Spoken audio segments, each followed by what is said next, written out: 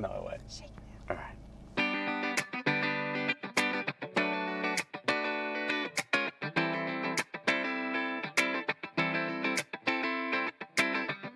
Welcome to the Content Couple Podcast. Short, casual conversations about self-help, self-improvement, health, change, and mindfulness. We're a couple with a shared passion for personal development and the pursuit of knowledge. We use our daily city commute to share with each other and you, our audience, what we have learned from audiobooks, podcasts, books, and other content. Join us as we step outside of our comfort zone and discuss what we found helpful in our quest to bring the best versions of ourselves to every day. Where we would prefer to be recording this from the beach, please be aware we are recording this podcast in the car and you may hear the occasional sound of traffic or Ashy cursing fellow commuters.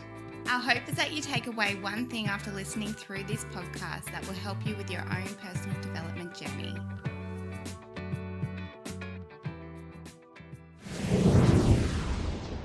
Hello everyone and welcome to episode 2 of the Content Couple.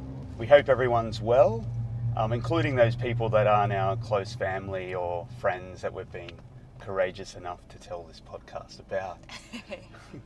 My name's Matt and I'm joined by my beautiful fiancée, Ashley.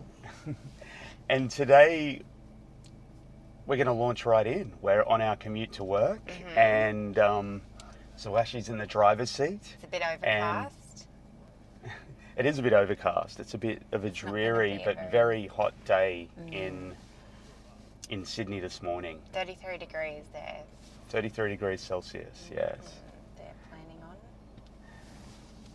Okay, and there's also before we get stuck in today's podcast, Ash, there's an elephant in Ashley's Astra that I really need to address. What is that? Because what day is it today? Happy Valentine's Day! Yes. Were you waiting for me to say it? No, or remember? I wasn't waiting for anyone to say it. You know what we'd I agreed in forgot. relation to Valentine's Day. Yes, we just not to celebrate Valentine's Day. I thought it'd be a good idea just to let our audience learn a little bit about us. To have a quick discussion about Valentine's Day before we launch into our usual format. Well, don't worry everybody, if there's a sudden pause, it's just because we've got people doing unexpected stuff on the road. I'm in control, it's all good. But Ashley's in control. Happy Valentine's Day, my beautiful fiancée. Happy Valentine's Day. She is looking wonderful today, I have to say. But I suppose the reason I wanted to bring Valentine's Day up is because, you know, this is nothing against having a day where people are able to celebrate their love for each other. I think that's important every day. But Ash and I have our views on Valentine's Day, so I'll start this off by asking, I suppose, what Ashley thinks. About Valentine's Day? Yeah. I'll be honest, the romantic in me does enjoy Valentine's Day, and I like watching, you know, when you're out and about and you see people getting their little rose delivered or teddy bear or whatever, making someone's day. It makes me happy. But at the same time, I don't at all think people should wait for one day of the year to express that they love somebody.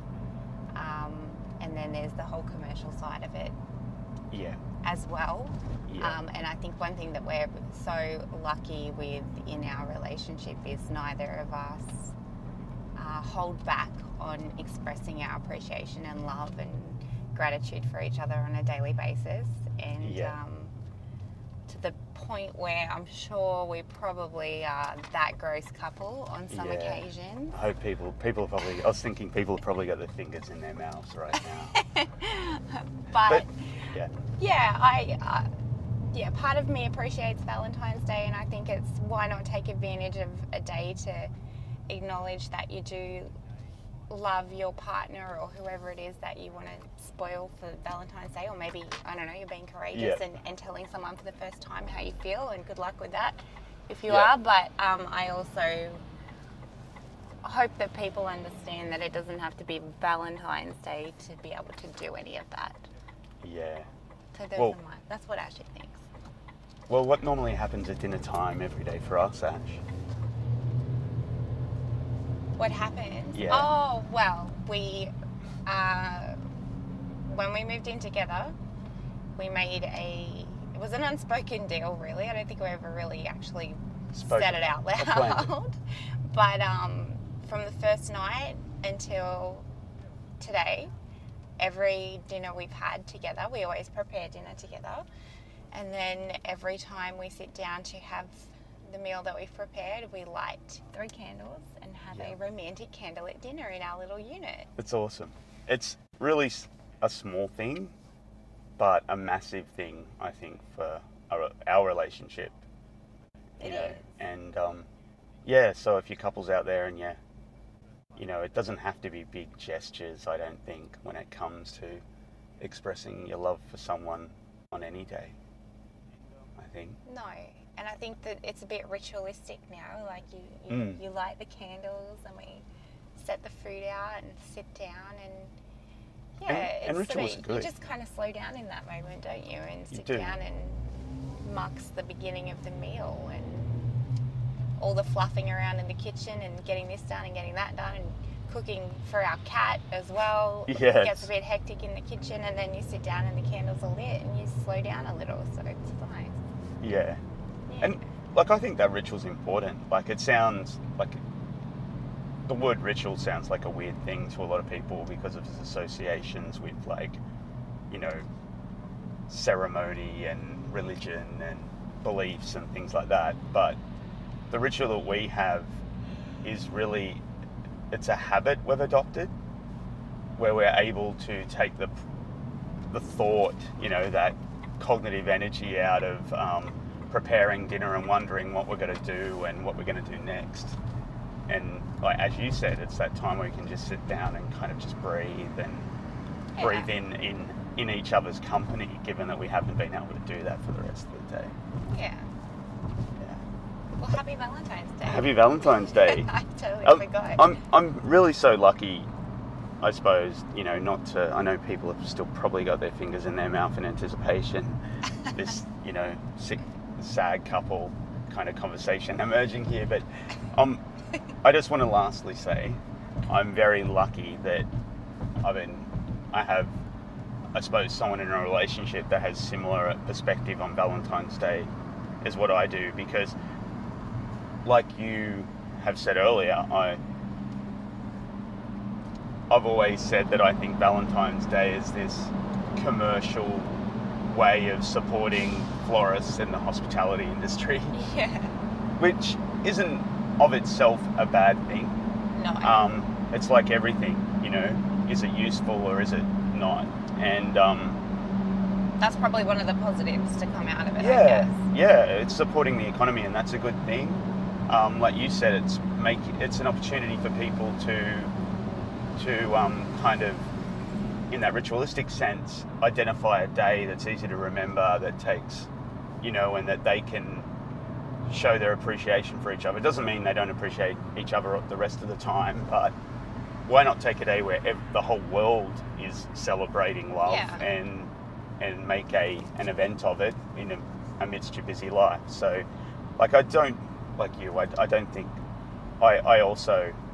It can put a lot of pressure on people. It can put a lot of pressure on people, and I think it's unfortunate that there may be people out there who are in relationships where their partner's not good at expressing their love generally, and can in some way put a mask on that day to do the token thing of buying flowers or trying to be a bit romantic. But that's a greater issue, I think, for people and individually, in terms of working out who they are and what they want from life. And yeah, so that's the big elephant in the Astra out of the way. Dealt with. And in the usual format, that is the Content Couple. Ash, tell me about what you're listening to this morning when you woke up. When you woke up for your knowledge hour in the morning today. Tell me about what you're listening to. Just without wanting, I don't know what your thoughts are about this, but without wanting to turn this into a full-on one-track podcast. Yeah. What we've just discussed being Valentine's Day, although I wasn't originally planning on talking about this, but I have recently read through twice the 5 love languages. Ah. And some of the things who's that by? You don't remember at this point in time? Oh, you pushed. That's okay. We'll put it in the show notes if we ever get there. Yeah, he's got a lovely southern accent.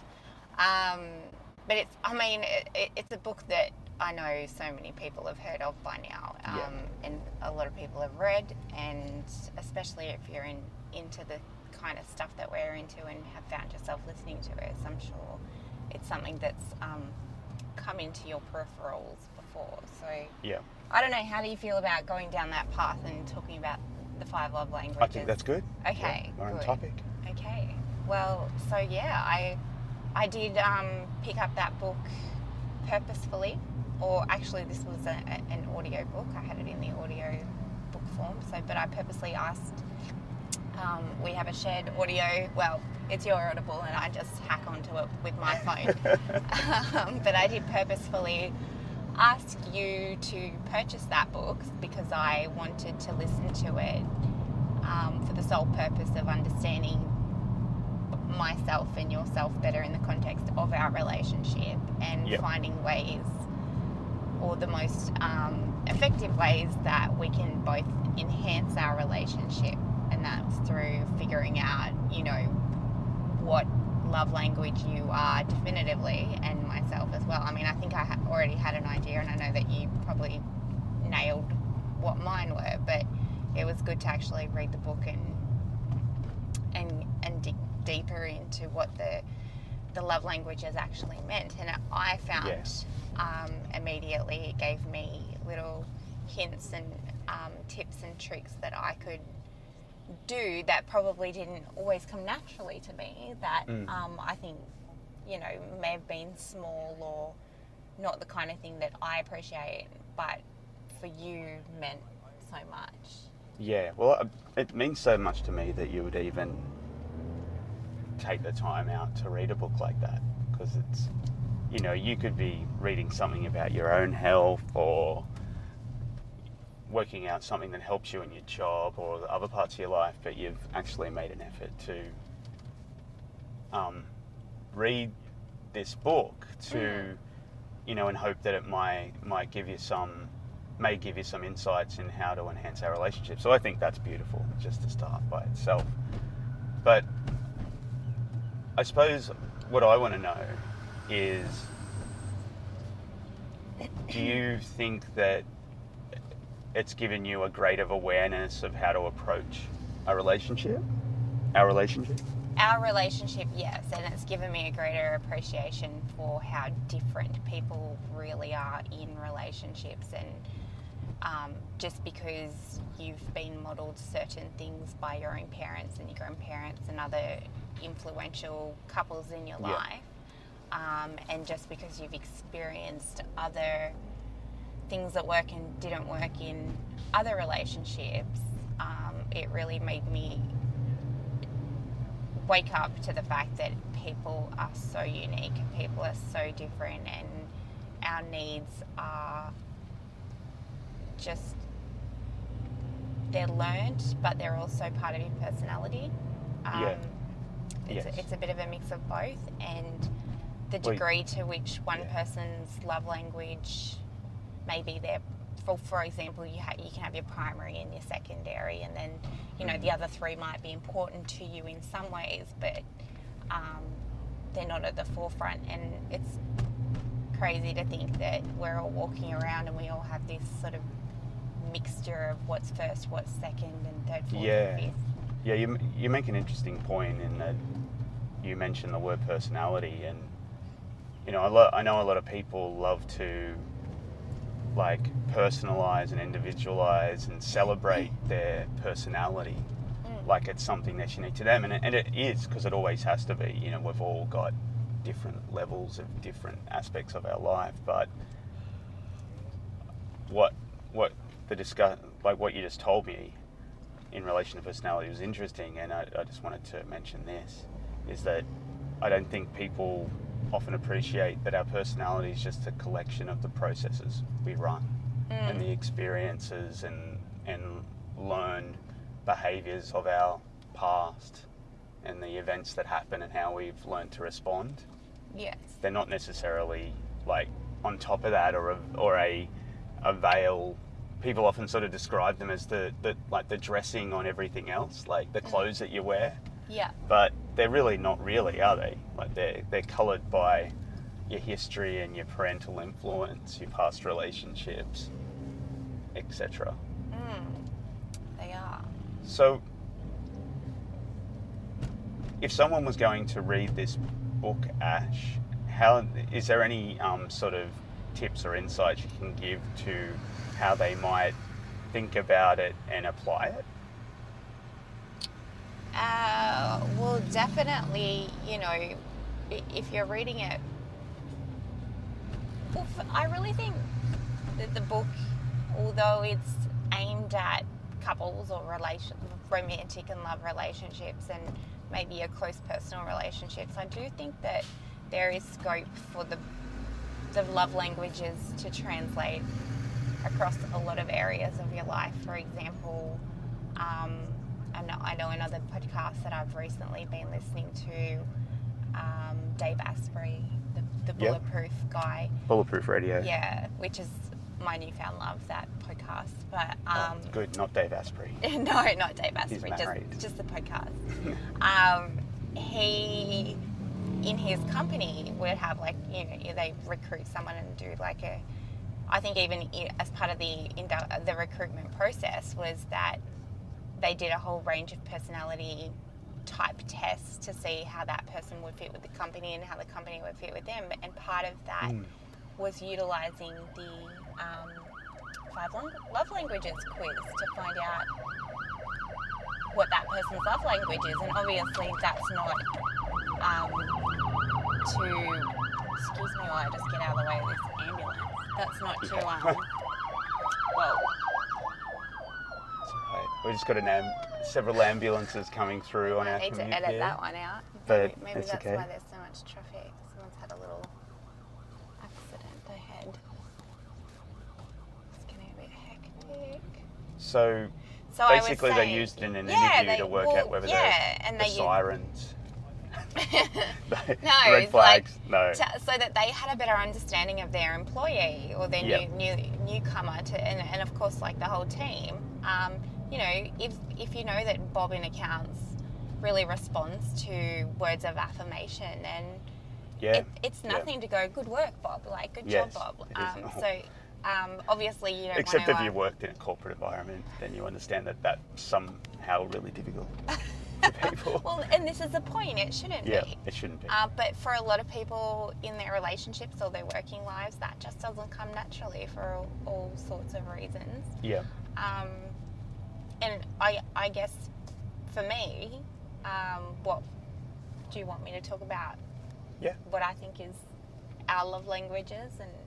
Yeah, I'm quite happy for you to share that. This is an open, candid conversation. I'm quite happy to share that where it may help people relate. So what I gathered to be true from reading the book, and you might disagree, I hope not. I hope I have been astute enough to figure you out. But I think that... Drum roll, people. This is actually the first time I think Ash has told me this. So your primary is physical touch. Okay. Or actually, no. Your primary is words of affirmation. Okay. Yeah. You're very, very on par with your primary and secondary. And that the reason I say that is because words of affirmation are important to you because I know that you like to feel that I acknowledge you and I appreciate you and I know that you're there, and even if we're not doing something together at the moment, for me to just look over to you and acknowledge you by saying, hi, what's your name, which is something I constantly ask you. Yeah. I know that's important to you because it's Definitely. like we're together, and we're not just.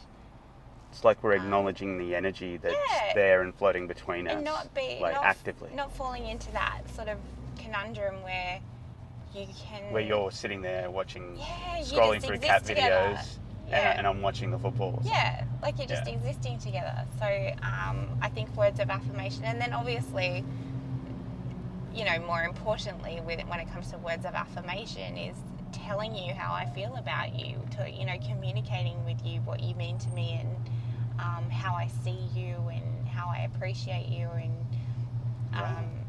I think that those things are really important to you, as they are to most people. I think words of affirmation is probably one of the biggest primary love languages, because who doesn't love to be told that they're loved? Absolutely. But for you also, and this is something that hasn't always come naturally to me, and that's touching on that, made up of your programming and your prior experiences. And I didn't grow up in a family of huggers, or there wasn't a lot of affection, and particularly between me and what's, I guess, my, primary male relationship. My dad's not a huggy, affectionate, touchy person. Yeah. And so physical touch in that sense wasn't something, or isn't something, that comes naturally to me. And it's not something that I think to do. I'm more of a do things for people, acts of service. Yes. And I do like to talk and tell people and communicate that in my love in those ways. But physical touch, and this is not like sexy touch, we're talking just reaching out, holding hands, playing footsies under the table, like brushing someone on the back as you walk past, like all of those things that then, obviously build into sexy physical touch later on in the evening. But those sort of things aren't something that come naturally to me, and I've noticed that since reading the book and realizing that that's totally one of your love languages, because that's how you are with me, because you constantly reach out to me, you constantly want to hold my hand, and I love that, but I've never connected the dots to think that you're showing me your love in the way that you most love to receive it. Yeah. Can I ask a question? When it comes to love languages, say my love languages, things that make me feel loved, is that normally demonstrated by the way, in the book, I suppose, is that normally demonstrated in the way that I reach out to show my love to you? Yes. Is that your what case, the proof yes. is? No. Not always, okay. The research is not necessarily that someone uses their preferred method of receiving love to give love. That's what they found. Like a lot of the time, yes. Like if you're someone who's really touchy-feely, then you probably do prefer that from your partner. But it's not always the case, they found. Interesting. Yeah. Okay. Yeah, because I thought that was the first thing I thought as well. Well, whatever he shows me is probably, but it's not necessarily always true. Do you think that's because perhaps, and this is just, an idea, is obviously you can you can impart words of affirmation, and you can, demonstrate your affection via touch. But obviously there's tone, there's context, there's, I suppose learned behaviours around that, and someone could touch creepy or in a way that's patronising or something. Yeah. And do you think that's perhaps why, that there's a quality to words and there's a quality to touch that has to also be there? Yeah, I suppose with anything in life, like people are pretty good BS meters. Like if someone's doing something with a lack of sincerity behind it, you pick up on it. Maybe not consciously, maybe you don't acknowledge it, but I certainly am a sincerity meter. Yeah. And I tend to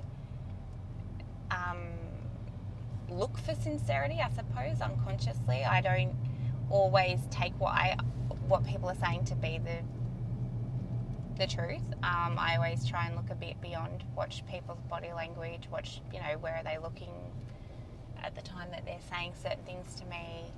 And I do this in all areas of life. I don't just psychoanalyze you all day long. Oh, no, this is why I think your point earlier of where you mentioned Dave Asprey uses it in his company to understand his employees.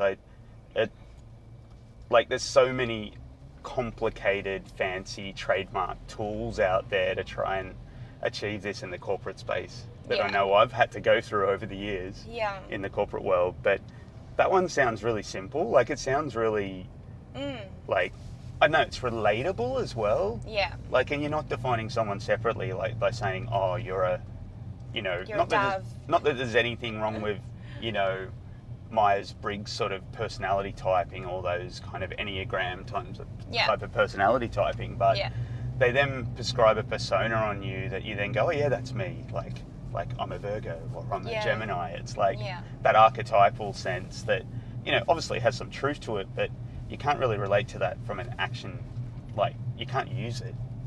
Not really, no. Not at its, the love languages are very, very base level human needs. Yes.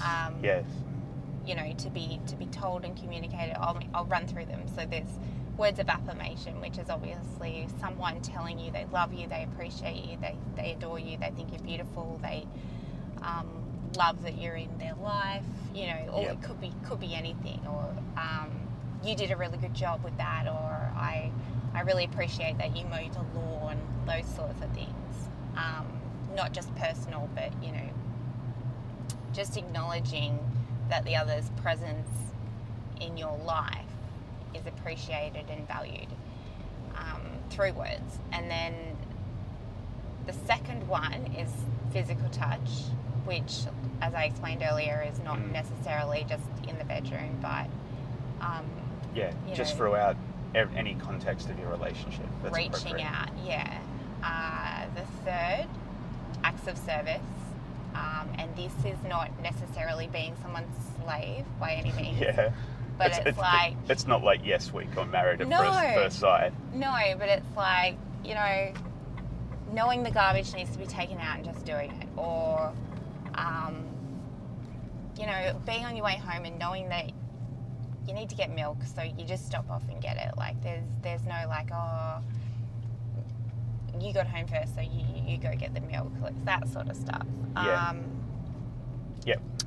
To the bigger stuff, like being a provider and it's really like relationship mindfulness in a lot of ways. Yeah, like it is. Being like having that thought in your mind and then going, well, I should do something about that. Yeah, and I think acts of service demonstrates like that proactivity and that you've been listening and that you've picked up on what will make the other happy, and then on top of that you have actually taken an action and gone and done something.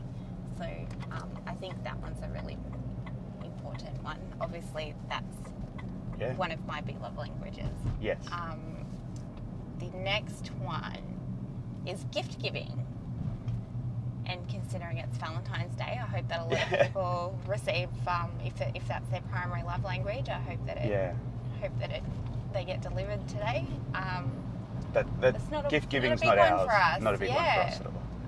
But it's funny to think that there are makes people actually out awkward, there. really. It does, and this was one of the parts of the books that really intrigued me, because I can't fathom being a primary love language. Like, I just can't I can't wrap my head around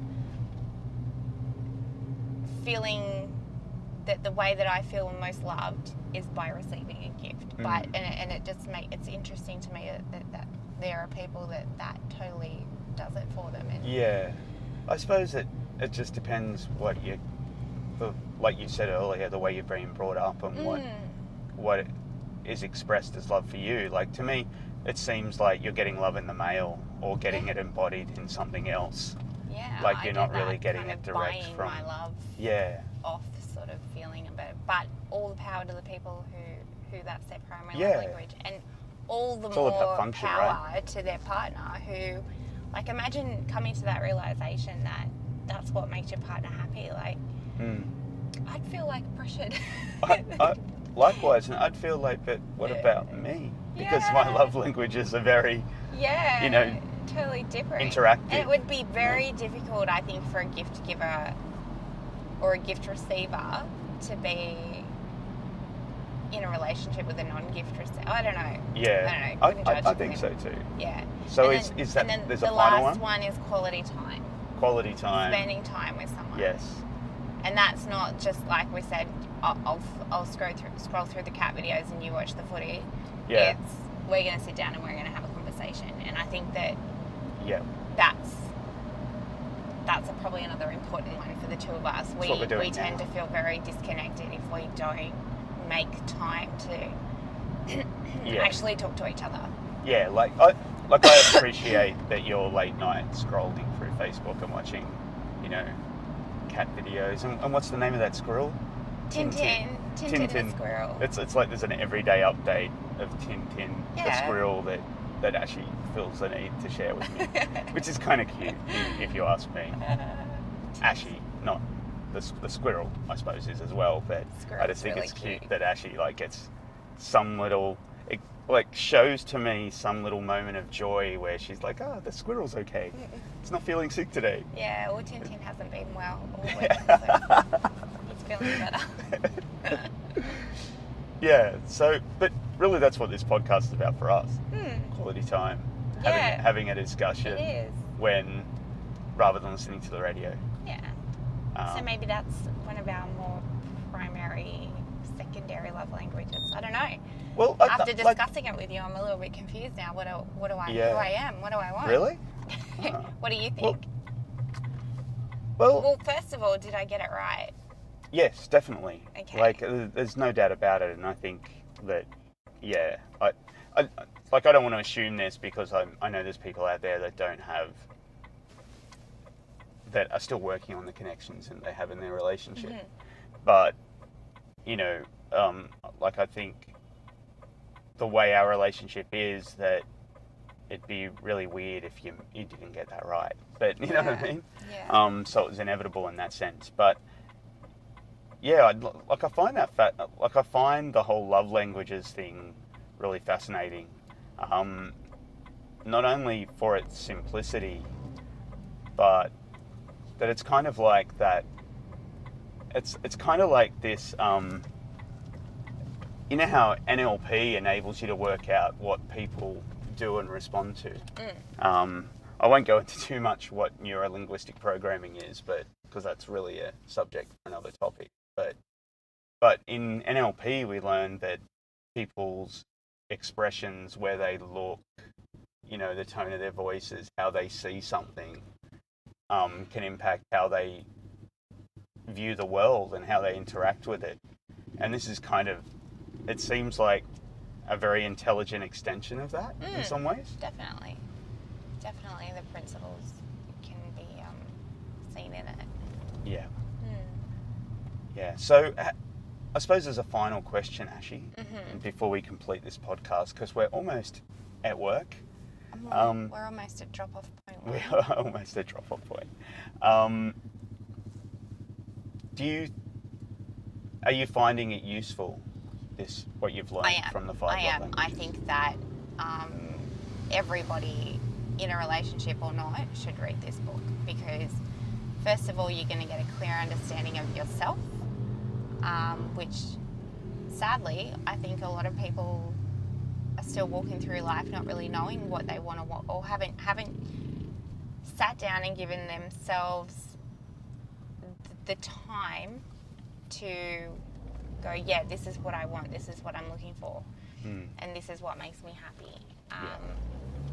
And that's super important, isn't it? It is, because how do you know that you're in the right relationship if you don't know what you want? Yeah. And then secondly, I think that especially if you're in a romantic relationship, but also for any other personal relationships, and you might even find scope at work, to learn how to pick up on what another person's love language is, and then incorporate, little ideas and the book's full of tips and ideas of awesome. how to express the love languages, because it appreciates that not love languages don't come naturally to a lot of people. Yeah. Not all, obviously, like I said, touch doesn't come naturally to me. But Like there may be a need of people, they just don't know how to express it or even appreciate it themselves. Yeah, and the book has also like lots of exercises, like, at the end of every chapter he sort of runs through a bit of a process where you sit down and write down certain things so that you can figure yourself out or your partner out, and there's lists that he encourages you to keep. For example, if you're not a words of affirmation person, then every time you see something or hear something that's a nice way of being put, maybe take out your notebook and write that down. Awesome. And then that other exercise, just quickly, that I mentioned to you as I was reading the book, was that everybody has the premise of the book is that everybody has a love tank, and if their love language isn't being spoken, then their love tank empties. Yeah. So something you can do with your partner every day in the book is to sit down and say to each other, we're going to do a check-in from 1 to 10. How full is your love tank? And then that forces the partner to sit down and get a bit in touch with themselves and go, I'm actually feeling a bit depleted, or I'm feeling, whatever. And then the partner says, what's the one thing I can do for you that's going to fill up your love tank? And that might be, could just spend some time with me, just watch TV with me, can you please just, I'd really appreciate if you put the load of towels out on the line. So, yeah, which I think is a really valuable tool that people could do to improve their relationships. Cool. Yeah. Well, that's our time tank's up because I'm in the city and need to be dropped off. This but is you. Thanks for listening, everybody. This has been the second episode of the Content Couple Podcast. I'm Matt. And I'm Ashley. Have a great day, everybody. Bye.